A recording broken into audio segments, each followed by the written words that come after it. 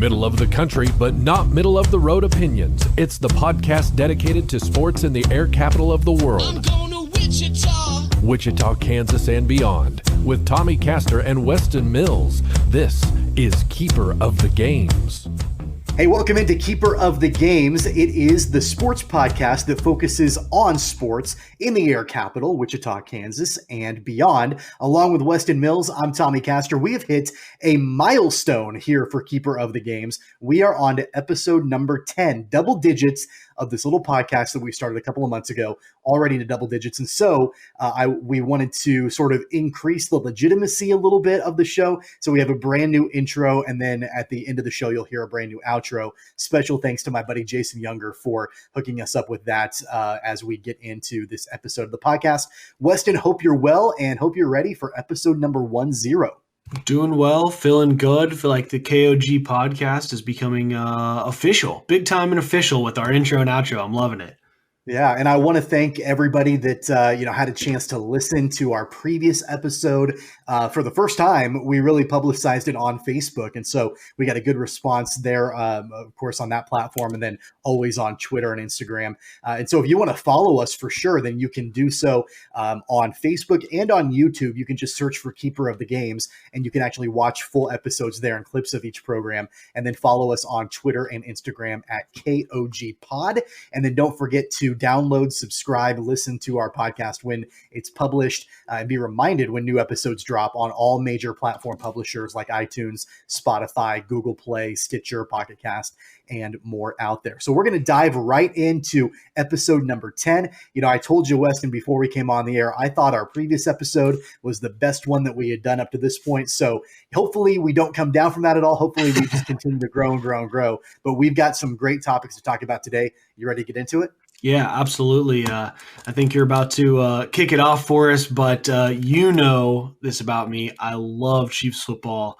I love the draft. I love the offseason, which I know can be dry for some people, but I'm very excited to talk a little bit more about today's podcast. And really, in the next upcoming months, as there's not necessarily other sports on, I actually enjoy the offseason talk. So I'll kind of let you jump us in, I guess. Yeah. And, we have talked a lot about the Chiefs here on this podcast, but I'm not sure. I'd have to go back and look, but I'm not sure we've ever led the show off with the Chiefs. Maybe we have, but if we have, it's maybe been just once. We're going to do that on this episode, talking quite a bit about some of the offseason moves that the Chiefs have made. We've mentioned a few of them in previous episodes, but it's been a busy week in Kansas City with everything that's been going on offseason wise.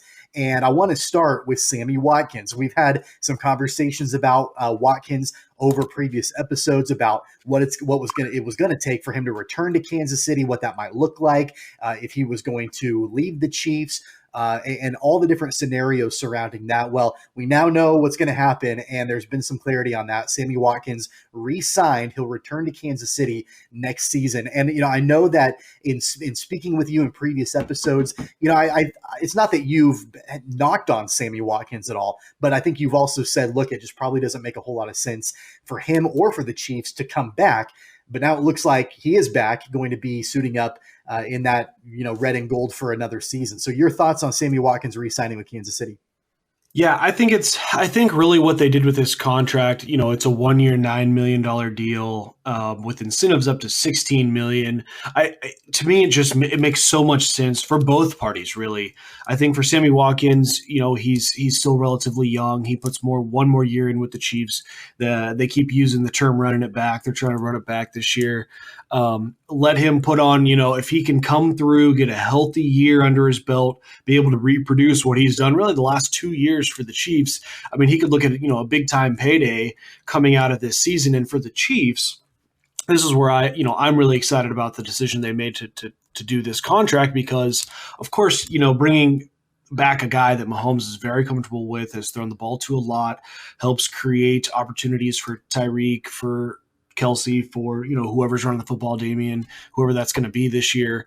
And then I think the importance of the 1-year, $9 million deal is that, for a wide receiver who has so often been injured, you're not putting a ton of money Or, I mean, I guess 9 million and up to 60 million for this year, it is a little bit, but really we're talking about having that cap space with flexibility to re-sign Mahomes and to extend, or I guess not re-sign Mahomes, extend Mahomes, and then ultimately offer a contract outside of the franchise tag to Chris Jones. So we're looking at 2021 money and beyond. This doesn't tie the Chiefs into, a lot of money for wide receivers while they're trying to get those two contracts done, especially with a guy who has not been able to stay healthy on the field. There obviously has been, a lot of talk about the financial situation, the cap space for the Chiefs into this offseason. And, everything in today's social media world is all about generating shock value. And there was, the social media going around prior to this move about how the Chiefs had like $171 left, to their cap space. And I've got more money in the bank, than the Chiefs did to go spend on, free agents. And I saw a joke that, you could go get a pretty good meal at, Joe's KC before you could go sign anybody else for the Chiefs. So, I recognize the financial implications of this deal, the restructuring, having an opportunity to free up some cap space, for Patrick Mahomes, for some other folks, that might have otherwise been casualties because of the salary cap. As much as I actually really like this move, I like the fact that Sammy Watkins is back. I am surprised because I thought that it would just be simpler and easier for the Chiefs to just say, look, Sammy, we like you. We just can't afford you. And while, restructuring your deal frees up cap space, we probably could free up a lot more by just cutting you and letting you go sign with somebody else. So I'm a little bit surprised about them re-signing him. I do think it's a good move, but it really wasn't what I was expecting. Yeah, and I think it's probably one of the hardest things to do is probably after winning a Super Bowl, letting guys that were part of that group go, because you have to answer to the fan base saying, well, why would we not bring back the guys who won the Super Bowl? With a lot of fans not necessarily understanding the salary cap implications that it may have and the complications there. And I'm the same way with you, and had we not brought him back, I still would have been okay with that. I just don't. I think when you've already invested so heavily in a wide receiver and a tight end that produce at such a high level, you don't necessarily need to do that, to bring a third pass catcher back, especially for $9 million. But I think that says a couple things. I think it says that they're not real confident in the growth of McCole Hardman, not necessarily on him as a whole, just that year two, we don't think he's necessarily ready to step in and be the wide receiver 2 for our group. And I think it also probably speaks to what they saw on the free agent market, whether that's at any position, not just wide receiver, just saying, hey, analyzing the free agent market, we'd rather bring in the guy that we know are comfortable with than necessarily bringing in, an outside, whether it's a linebacker, a cornerback. It doesn't, position doesn't matter. Just, hey, if we're going to spend $9 million, we'd rather do it on the guy we're comfortable with is the thought process that I would assume they kind of moved forward with. And the second thing, which we will dive into probably more so in other podcasts, and obviously we'll have to touch on it here a little bit today, is the draft. I think this is going to be one of the deepest drafts that we've seen in some time, and I think they're excited about the prospects of having 1, 2, 3 rounds worth of prospects that could contribute right away. Yeah, one of the reasons why I think this is a great move to bring him back, although I am surprised they brought him back, you look at the overall offensive production, you look at the guys on the field, that are big-time playmakers, and we all know them, right? I mean, it starts with Patrick Mahomes under center. You got Tyreek Hill, you've got Travis Kelce, you've got, these guys that are big-time playmakers. Sammy Watkins is a guy that on another team, I believe, could be the number 1 receiver on that team. He's going to come in as a number 2. And he's going to end up being, and he's shown this time and time again, as a guy that I guess is kind of a decoy a little bit, right? He's a guy that, people are so, defenses are so locked in on Tyreek Hill. They're so locked in on Travis Kelce that in some cases you've got guys like Sammy Watkins, or in other games, Demarcus Robinson, McCole Hardman, that they're the ones that end up, gobbling up a ton of receiving yards. They're the ones that are, getting into the end zone a little bit more. I mean, obviously Tyreek and Travis have the big playability, and they're the stars on that, on that offense catching the ball. But, I like Sammy Watkins and where he fits into that offense. And I'm sure that if you talk to Sammy Watkins, I think a couple of years ago, Sammy Watkins of 2017, 2016 probably would have said, give me the ball, I'm the number one guy on your offense. And now I think he realizes he's a little bit older, a little bit more mature. I think he realizes, hey, I kind of like being the number two guy. I'm not going to be dialed in on with double teams and, press coverage and things like that, like Tyreek Hill is. That's going to leave me more open to catch the football sometimes. And so, I think we'll see a lot more of that next year. Watkins can be a frustrating player, especially if you've got him in fantasy football, because he'll have a huge game and then he'll just be gone for several games at a time. Right. But his overall production and the way that he fits into the scheme of the offense, I really like that. And I like the fact that we're going to get a chance to see that next season for sure. Yeah, definitely. And I think it's like I kind of mentioned in the beginning, I do think it's this contract, this situation was perfect win-win for both parties, because Sammy Watkins, I just looked, he'll be 27 at the end of this contract. That is, he absolutely can go get a 5-year, $50 million deal after he plays next season with the Chiefs. And so for him, I think it maybe makes sense to do a 1-year deal with a little bit less certainty, knowing that, hey, I can still get one more big payday. And you brought up another good point. You mentioned Demarcus Robinson. He actually was re-signed with the Chiefs again, and I think that was just another 1-year, $2 million deal. So Demarcus Robinson will be back next year as well. And I think it's not a question at all that McCole Hardman is probably the future, right? He's the guy, that can step up into that second, wide receiver role. I like Demarcus Robinson. At one point, I thought Demarcus Robinson would be a star wide receiver as well. I'm not so sure that's the case now. I think he's probably a little bit more of a role player, can kind of slide into that number 3, spot.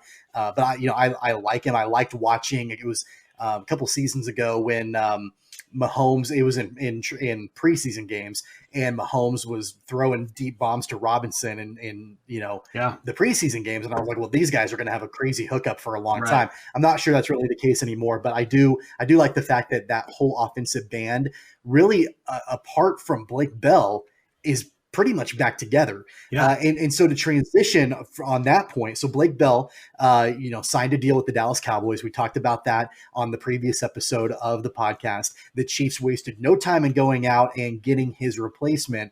It's not one of the two guys, Weston, that you thought they might pick up, but it still is a pretty solid pickup, and that's Ricky Seals-Jones coming in and joining Kansas City. Your thoughts on that? Yeah, Ricky Seals-Jones, he is of the same mold of OJ Howard or David Njoku that I had mentioned. A very high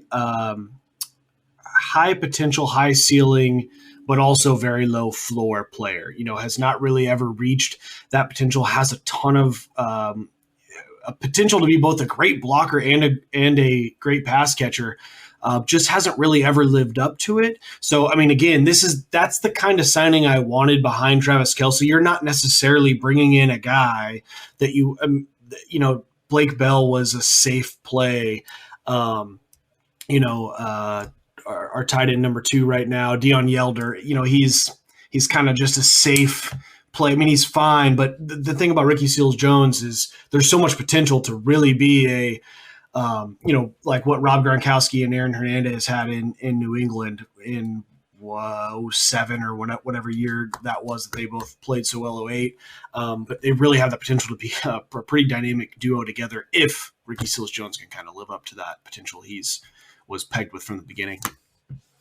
Yeah, so Ricky Seals-Jones started his career in Arizona, and was much heralded as kind of a guy that could be a pretty solid tight end in the league.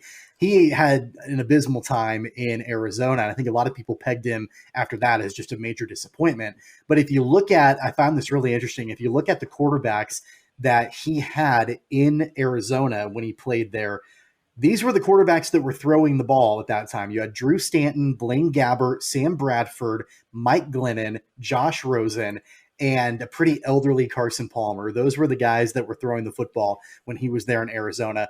A lot different than what he's, coming into in Kansas City for sure. Also, when he's playing behind a guy like Travis Kelce, like we talked about, is going to garner a lot of attention. Last season, Seals-Jones played for the Browns. He had more efficient numbers in Cleveland for sure. He got 14 passes for 229 yards and a career high 4 touchdowns. So you're bringing in a guy that has had, a little bit of success in the league. He's used to playing quite a bit like he did in Cleveland. And I think I think he's probably a guy that, or, anybody's going to be like this. When you get a chance to come play for the defending Super Bowl champs with a guy like Patrick Mahomes, that's got to excite you. And you got to realize, all right, look, I'm going to have an opportunity to come in here and contribute. And I'm sure that's what he's looking for this upcoming season.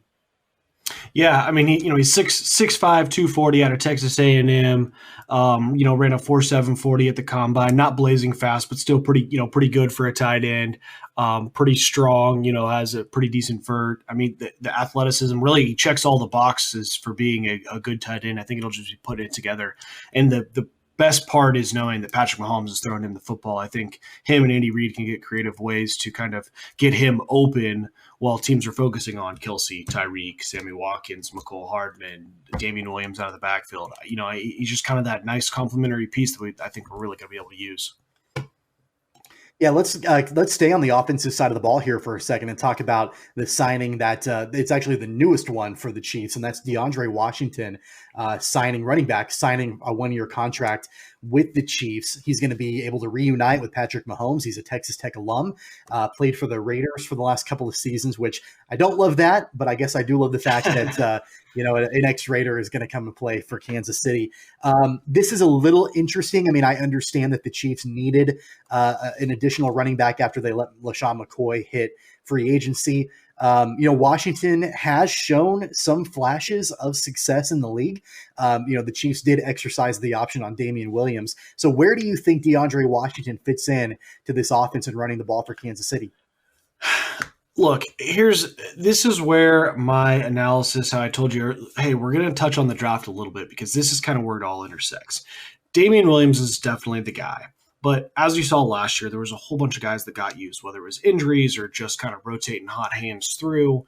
That's just the Chiefs' MO. That is Brett Veach's style, is to not overpay for running back, use a running back by committee somewhat. It's not quite running back by committee, but it's, hey, we're going to bring in 3 guys at about the same pay rate, and someone's going to establish themselves as the guy. And then from there, that's also kind of a very Andy Reid style, right? He never really has been an establish the run kind of guy. He likes backs that can catch the ball in the backfield. DeAndre Washington is definitely that. But to me, I think that what this signing says, I don't think the Chiefs are going to have a whole lot of interest, if at all, on running back, which is interesting because I keep seeing in all these mock drafts people projecting and associating running backs with the Chiefs. I saw something now. I mean, and it has to mean something, but I keep seeing J.K. Dobbins out of Ohio State being projected to go to Kansas City.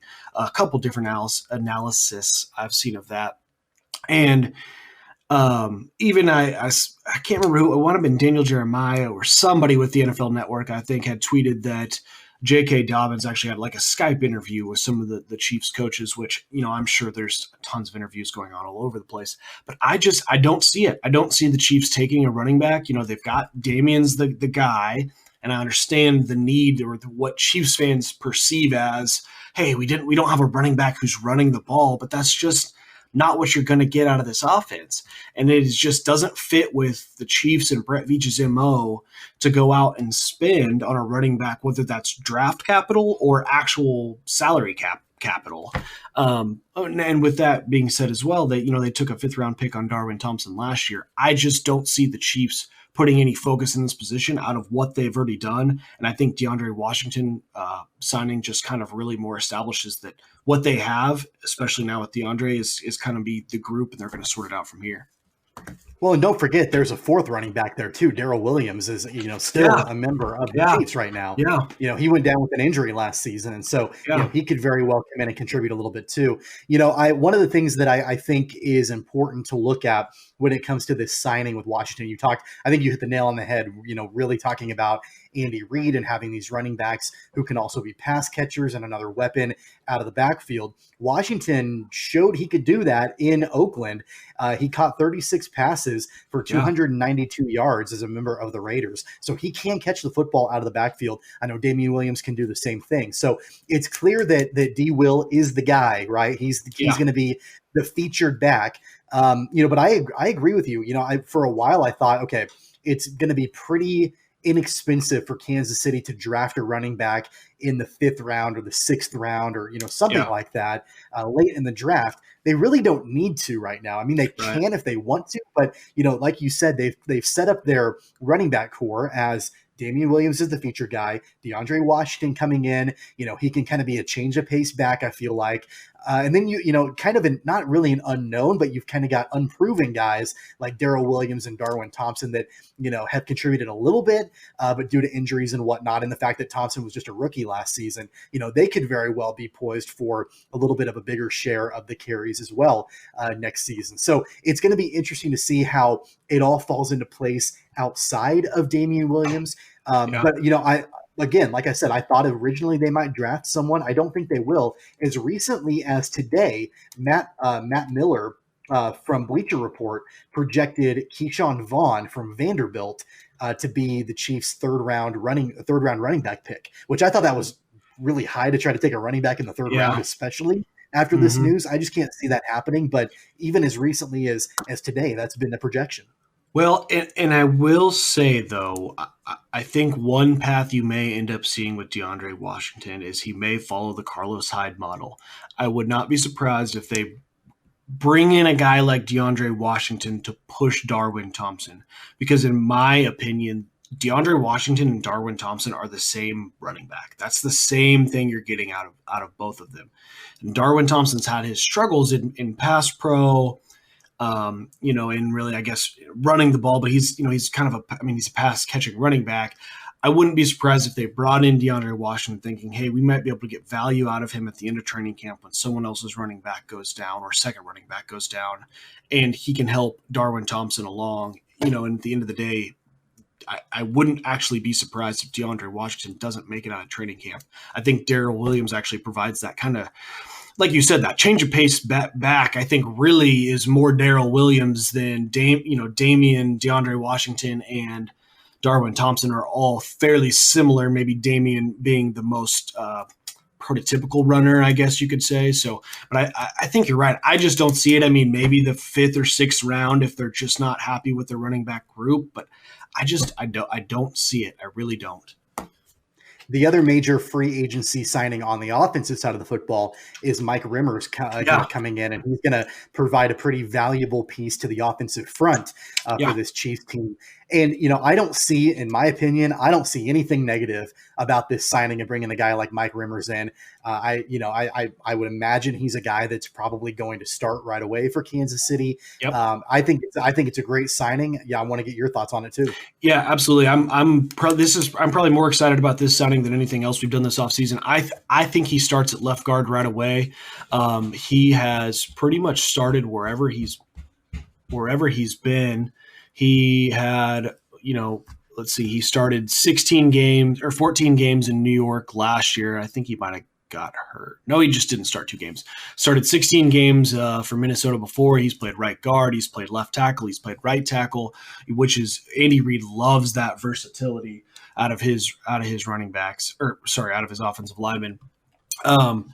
And so that kind of takes me into the same discussion we just had with the DeAndre Washington signing. I think the Mike Remmers signing also is going to kind of shy the Chiefs away from an early draft pick on the interior offensive line. That's the other position I kind of keep seeing some folks suggesting that the Chiefs might be taking. But I think with this signing, it kind of shores up the inside. I think Austin Ryder at center is kind of maybe the one question mark, but I don't think it just, again, doesn't fit with Brett Veach's MO to take a guard or center that early in the draft. Now, 2nd, 3rd round, absolutely they want to shore that up, but I don't think that's where they're going to be looking with their first 1 or probably 2 picks. Yeah, I think you're probably right. And, anytime the Chiefs can, put together, an offensive front that's going to protect the franchise quarterback, I mean, that's going to be incredibly essential for them. And having a veteran presence like a guy like Mike Remmers, who, I think you could probably consider him a journeyman in the NFL. I think he's played for 6 or 7 teams, over the course of his entire career, but he's been productive.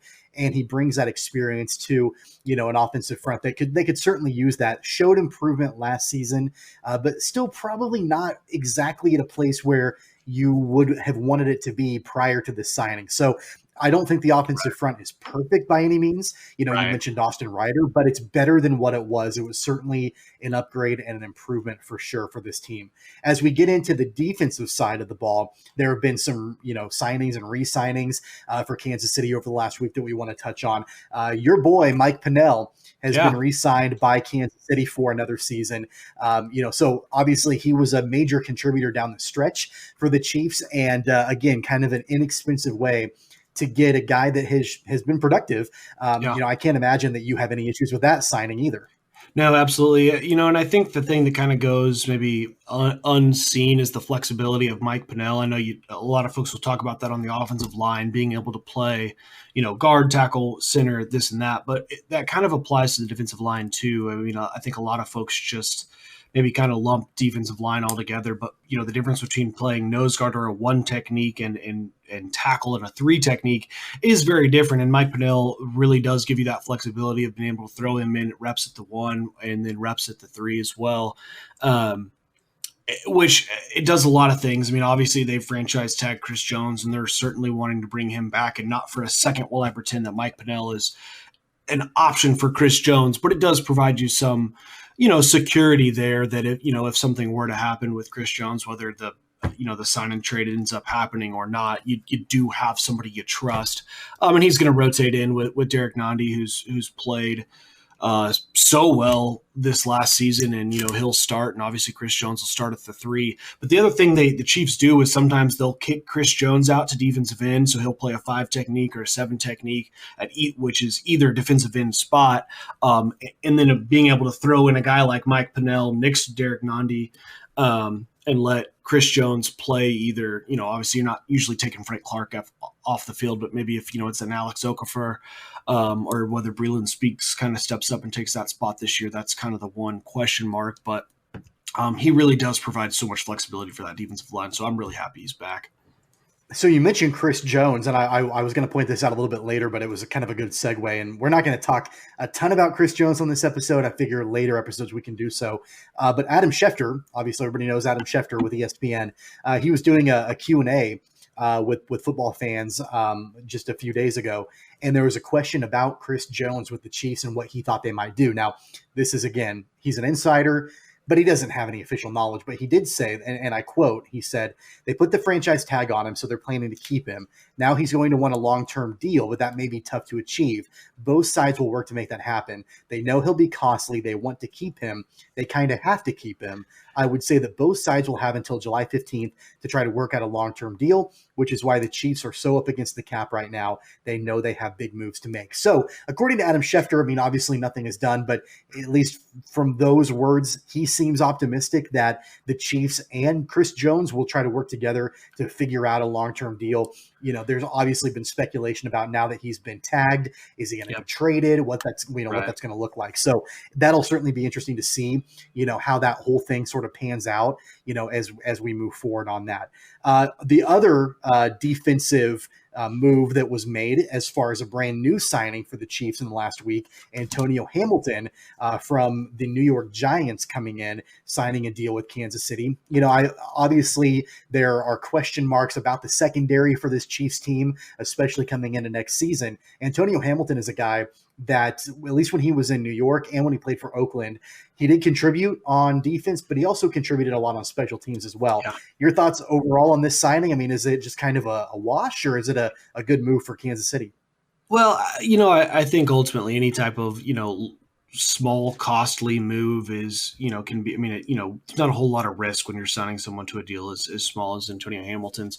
It's providing veteran presence in that cornerback group that is likely going to have 1 or 2 rookies that are probably contributing right away. So I think just to have a couple extra veteran voices, outside of obviously Tyrann Mathieu and, even Charvarius Ward is young, and, obviously the free safety, you're going to have Juan Thornhill back. So there's a lot of young voices. Just bringing in some veteran presence, I think, is of course a smart thing to do.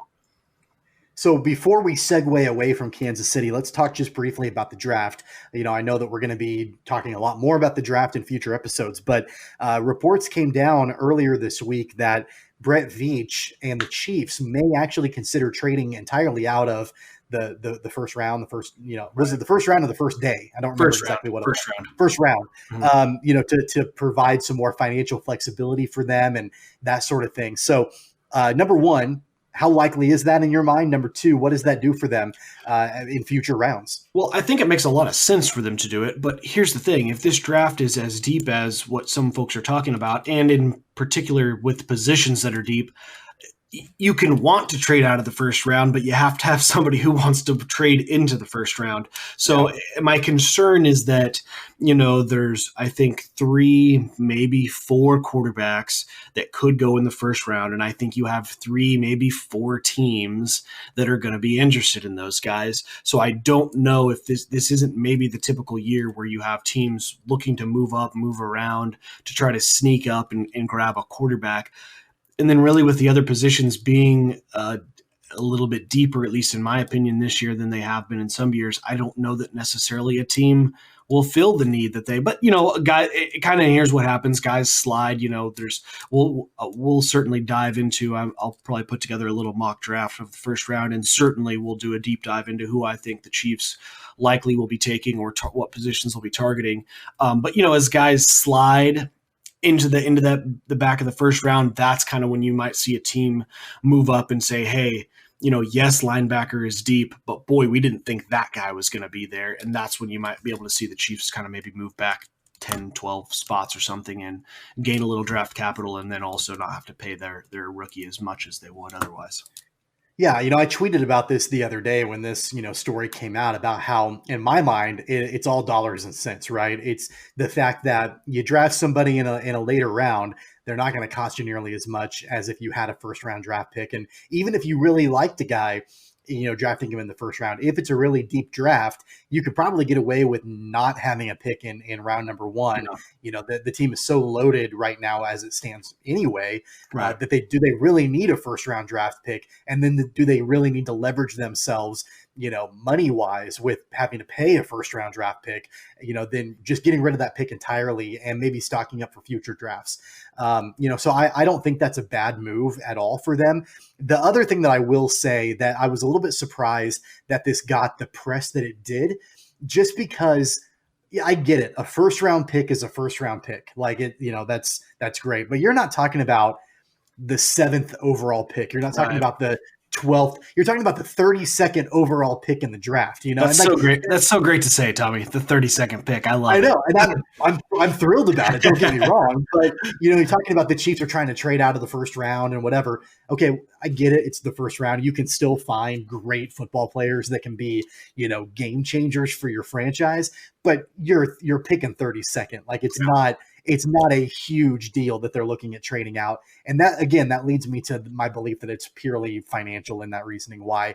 The other thing regarding the draft, and I'm sure we'll talk about in future episodes, is the news from the NFL that the draft will be held virtually due to the coronavirus pandemic. And that's just going to really change the way that things are done overall. I mean, I'm trying to picture in my head, NFL coaches and scouts from home, doing a fantasy football draft is really what it's going to come down to. It's just another bizarre thing that's happened in the world of sports because of the new normal that we're in right now.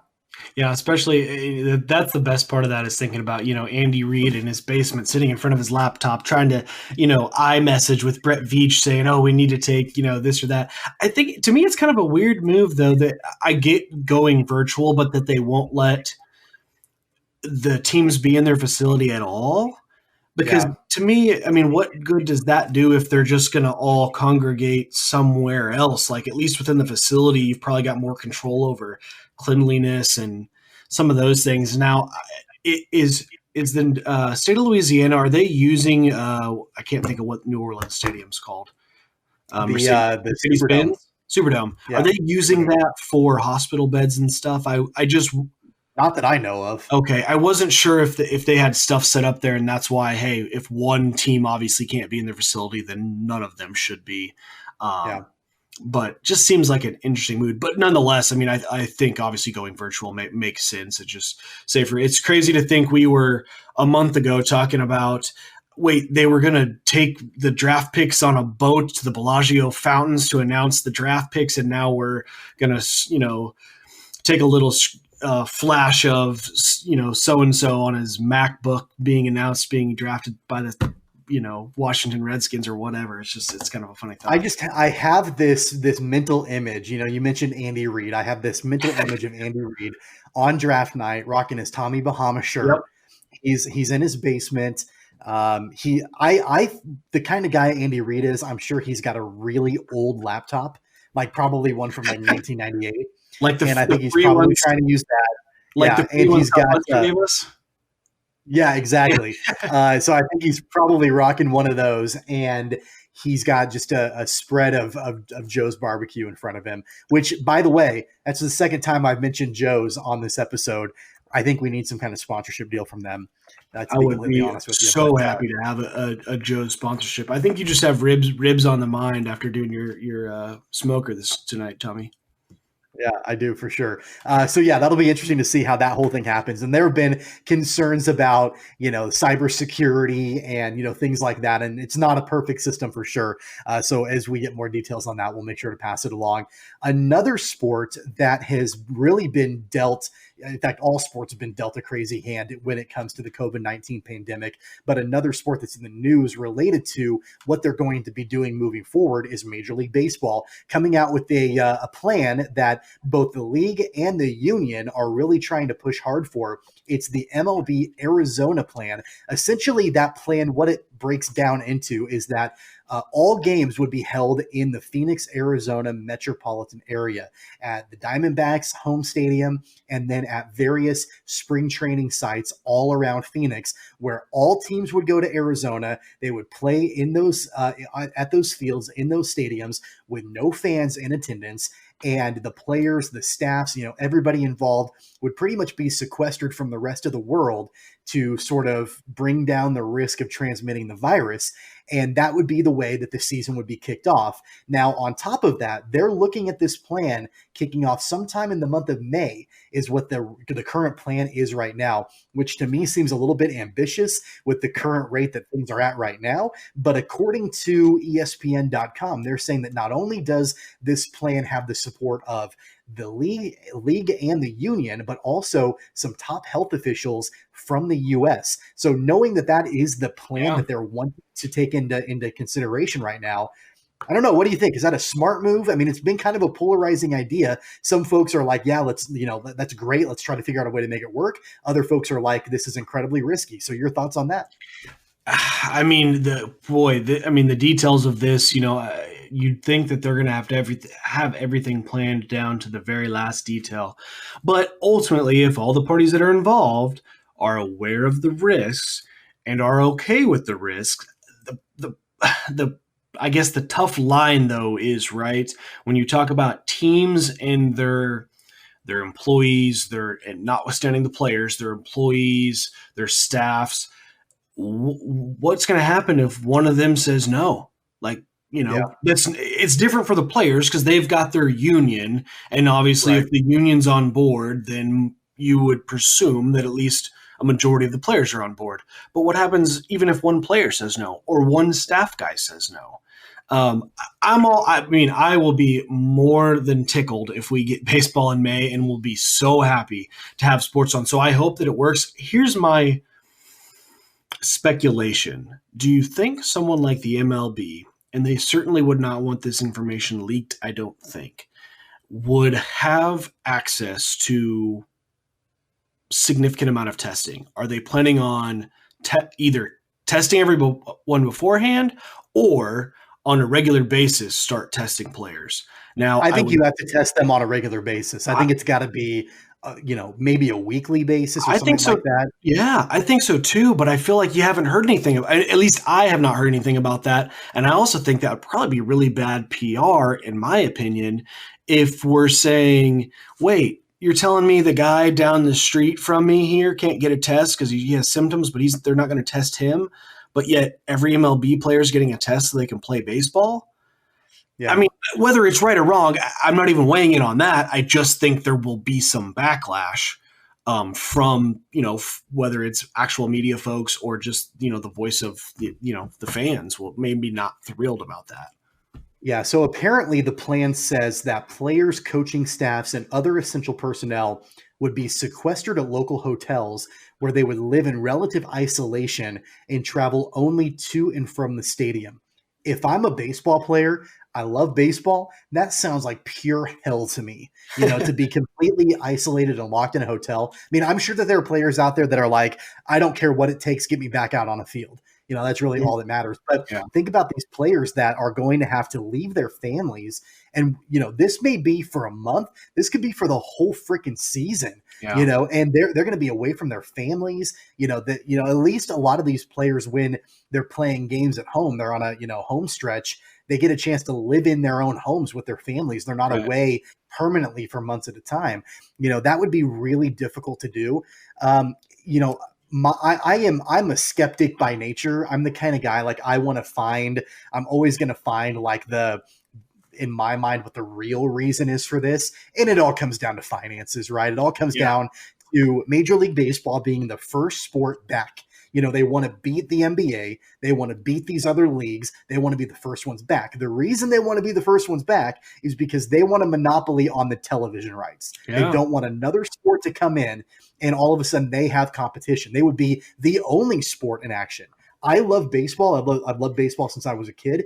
Very rarely do you find me sitting in front of a TV watching an entire baseball game. I love baseball. Hard for me to watch an entire game.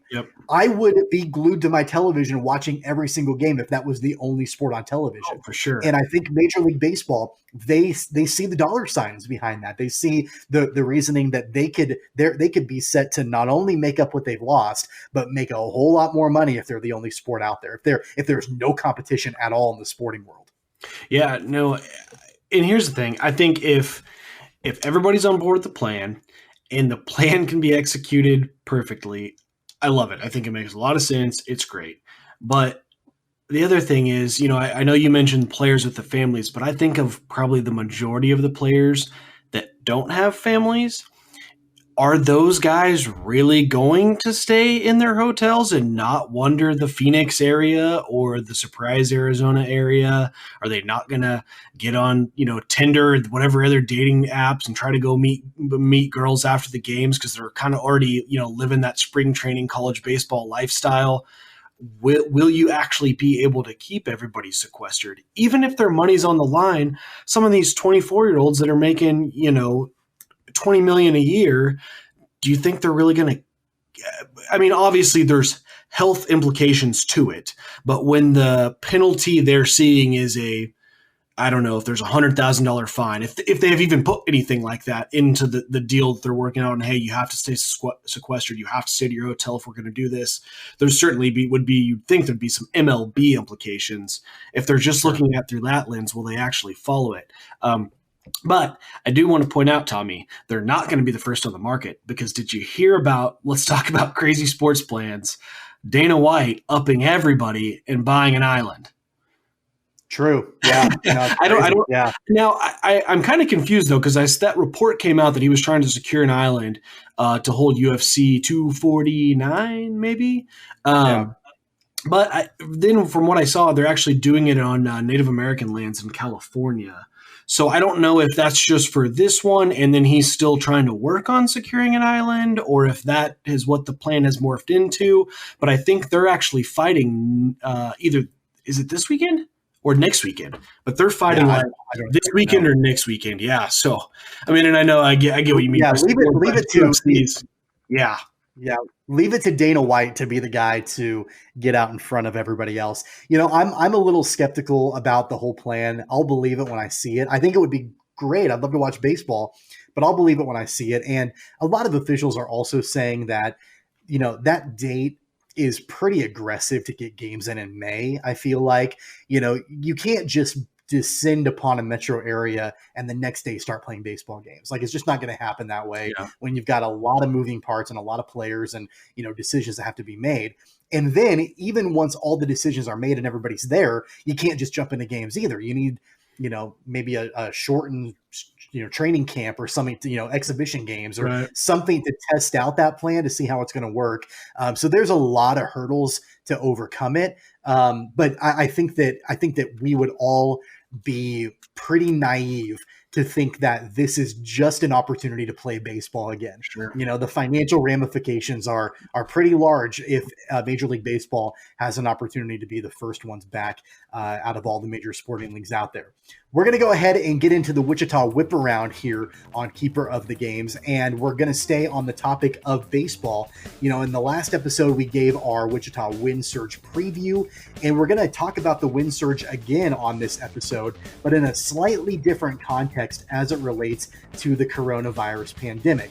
An article just came out in the Wichita Eagle in the last 2 days about the brand new Riverfront Stadium in downtown Wichita that is either very close to being completed or is completed by now. It's one or the other in downtown Wichita, and sort of what the economic impact of potentially there not being baseball at that stadium in 2020, what that might look like for the city of Wichita and the citizens and the taxpayers of that community. And I don't know about you, Wes, and if you had a chance to look at that article or not, but it was a little concerning to me, the fact that in reading that obviously everybody is being impacted economically by what's been going on, but the fact that, I didn't even think about it this way, it's a brand new stadium in Wichita that was built for the purpose of baseball in 2020.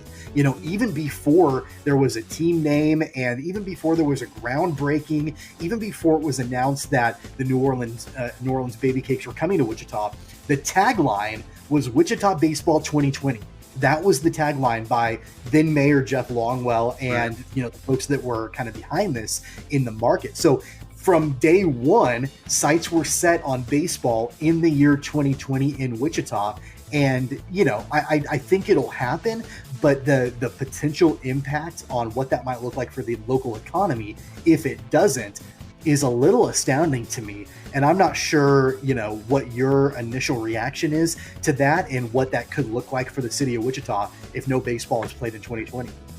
Yeah, I mean, I don't think – I get it. It's a new stadium, and obviously not bringing in any revenue that first year is probably going to be fairly significant for them. But I still just go back to, this is the nation as a whole is facing the economic downturn that we're about to see, or are seeing, I guess I should say. But once we come out of the quarantine, that's going to be the time it is for all of us to analyze, okay, what has happened to the economy, what is happening? Because, you think of it as all the folks that are being put on furlough or were laid off for the intentions of, I can't keep my business open, but when I can return my open, I'm going to have a job for you. But then from there, it'll be assessing, okay, are we as a whole, and particularly we're focusing on Wichitans here as they're going to baseball games, going to be spending our money and going out? And you hope that, that the people that are back to work, the people that maybe didn't lose their jobs, just had to switch from, working from home, will transition right back into it. And I think, especially with minor league baseball, to be curious to see, if we get whether it's August, September, October, if they're not playing minor league baseball there, I would like to see, the city of Wichita, and I guess maybe that's a question I should know the answer to and don't know. I mean, is the stadium's owned by the city of Wichita, correct? Yes, neither of us. Neither of us know. Right. So the way that this works basically is that the wind surge has to make payments to the city. Okay. It's a management fee. Right. So it's $350,000 is the management fee. Now the city was supposed to collect that the day after opening day, so that would be April 15th. That would be next week. The city has granted an extension, and the team doesn't have to pay that until they start making money at the stadium. So that's $350,000 that is basically on hold that the city's not going to be able to get, basically because of the fact that there's no baseball being played. Right. Okay. So, I mean, and I guess then kind of back to my point. So then it's with the wind surge needing to make payments, hopefully they can get creative with some stuff come September, October. I know there's a lot of small ballparks, and I never saw this really happen with the Wranglers or the Wingnuts, maybe just because that area wasn't developed. But like, I think of like Lexington, Kentucky, the Lexington Legends. They'll throw concerts out at that stadium to bring in. And that's going to happen here too. Yeah. See, perfect. So hopefully you're doing those kind of things, and then ultimately, without talking politics, like you certainly want your city to have built up a rainy day fund. And I know that term is being thrown around so much, especially in these times. But you hope Wichita's got something, in Wichita's dealing with a budget shortfall right now, mainly because of what's going on with the pandemic. I mean, they furloughed a couple hundred city employees, right now, and things like that. And here's the concerning thing for me. Obviously, nobody could have predicted that this was going to happen, right? You have a different mayor in place now in Wichita than the mayor that championed this deal. And I think that there are probably some people out there that if you were to ask them, if you were to poll them why they did not vote for Jeff Longwell in November, they would say that their taxes went up to pay for a brand new baseball stadium in downtown Wichita. Right. Now you've got a brand new stadium in downtown Wichita and no baseball is being played in it right now, and it's just sitting there empty. The projections, the projections said for Riverfront Stadium that in the surrounding area, that the whole area would generate $38.5 million over 22 years to help pay for the stadium. So that included property tax financing, it included a state sales tax, it included an added 2% city sales tax, stadium naming rights, and a management fee from the team. The concerning thing to me is that there's not a naming sponsor right now. There's not a title sponsor for the stadium. Nor will there be right now. Nobody's going to open up their pocketbook, and spend, I think it was several $100,000 to put their name on the stadium. That's not going to happen right now. So all these projections, it's like a snowball rolling downhill, getting bigger and bigger and bigger. They're going to continue to be off of that mark. It's concerning to me what that's going to look like. The last thing you want to have is a beautiful, brand new, empty stadium that nobody can pay for, and unfortunately, because of what's happening right now, that might be a possibility, and it's kind of sad, that we've gotten to this point. I think I love the fact that we have a brand new stadium. I love the fact that we have affiliated baseball right now, but this is a real concern in my mind for the city of Wichita.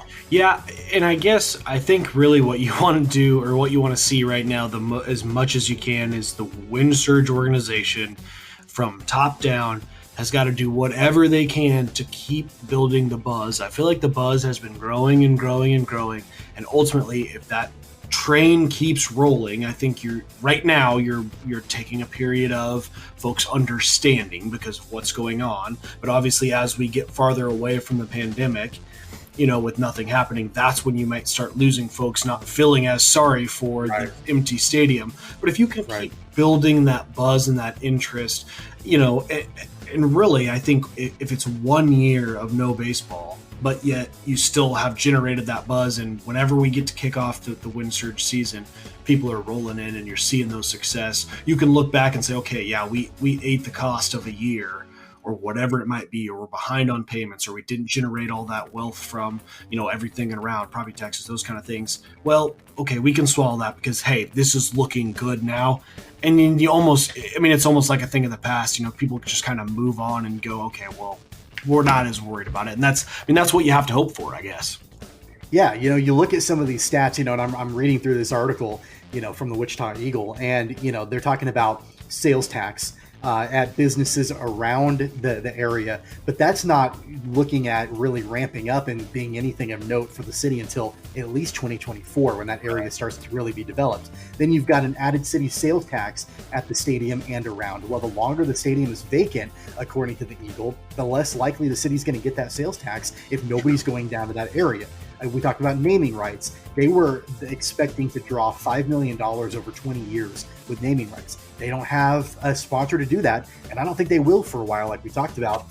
The only thing that was a sure thing for the city was that $350,000 management fee from the Wind Surge. but now there's an extension and that's on hold.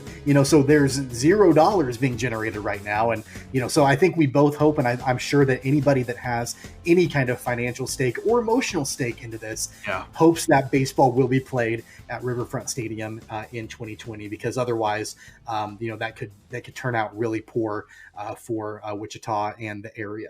That's going to do it for the Wichita Whiparound. We're going to get into the Finally Funny for this episode. And we were talking before about how Major League Baseball could be the only sport and have a monopoly on television.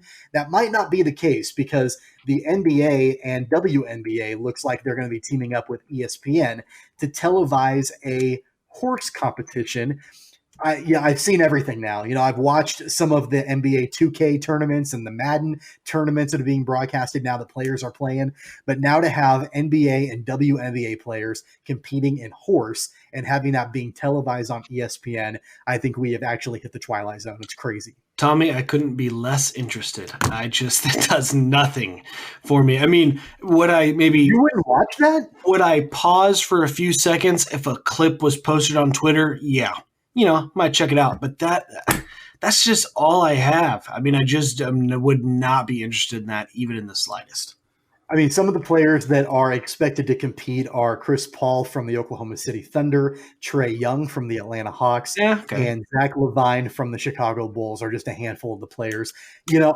Normally I wouldn't watch it at all, but I think a lot of people are probably like that. But this country is so sports starved right now, and on top of that, these networks are desperate for content. There is nothing going on, and it just reminds me how enmeshed sports culture is in today's world. And I'm flipping through channels and there's nothing to watch. The only thing I can watch are old games that I really don't want to watch because I've already seen them. And so I have to give credit to the NBA and the WNBA and ESPN for trying to get a little creative to figure out how to get their stars back on television and try to do something on these networks. It's just what world are we in right now when horse is going to be broadcast on the worldwide leader in sports? Where are we today? This is insane. Tommy, I actually played my wife and horse about 3 days ago on my 8.5-foot goal in the driveway. If I would have known, I could have filmed it and submitted it to ESPN. We could have got it on, and I will not disclose who won that horse competition. So yeah, I'm not sure that they would have accepted your submission. So apparently the way that it will work is, the players are going to be in their own individual gyms. They will not be together, but they'll be able to see each other. And, obviously, the way horse works, and somebody puts up a shot, the other person has to match it, so on and so forth. So it's kind of an ingenious way to do it, kind of an innovative way to do it, and to still promote that social distancing and not, put anybody at risk. And so that'll be interesting to see what that looks like. And you may not be watching. I will absolutely be watching. And here's the thing, that is saying a lot for me because I hate the NBA. I just don't like it. I don't like the brand of basketball, but I am so starved for sports. I will watch it, and then I will report on it right here on this podcast. I'll tell you exactly what happened. That's my guarantee to you. Let me know if I'm missing anything. Will do. So that's our Finally Funny for the episode, and that's going to wrap things up for the show today. Before we come on the air, we always talk about how long we think the show is going to be, and I think we talked about before that this probably could be a candidate for our shortest show. Here we are right at the hour mark again. So that just kind of seems to be our natural time, right? 1 hour. That's what you get from us. No more, no less. Yeah, for sure. Hope you enjoyed this episode. And don't forget, before we sign off, don't forget to subscribe. That way you're notified of brand new episodes when they drop. Download and listen to this podcast on all major podcast platforms like iTunes, Google Play, Spotify, Pocket Cast, Stitcher, and more. And you can always follow us on social media for sure. Check us out, our brand new Facebook page. You can search for it, Keeper of the Games. We post full episodes there that you can watch. And then also on YouTube, you can follow us there as well at Keeper of the Games. Again, watching full episodes, and follow us on Twitter and Instagram at KOGpod. That's at KOGpod. We're retweeting, we're posting content, short clips, and things like that. So you can follow us there. And then of course you can follow us individually as well. Hit them with your Twitter handle at WMills94. All right, you can follow me at Tweets from Tommy. Until next time, you've been listening to Keeper of the Games. For Weston Mills, I'm Tommy Castor. Have a great day. Take care, you guys. You've been listening to Keeper of the Games with Tommy Castor and Weston Mills. Don't forget to subscribe, download, and listen on all major podcast platforms like iTunes, Google Play, Spotify, Stitcher, and more. Find the podcast and videos on Facebook and YouTube at Keeper of the Games, and follow the podcast on Twitter and Instagram at KOGpod. That's KOG Pod.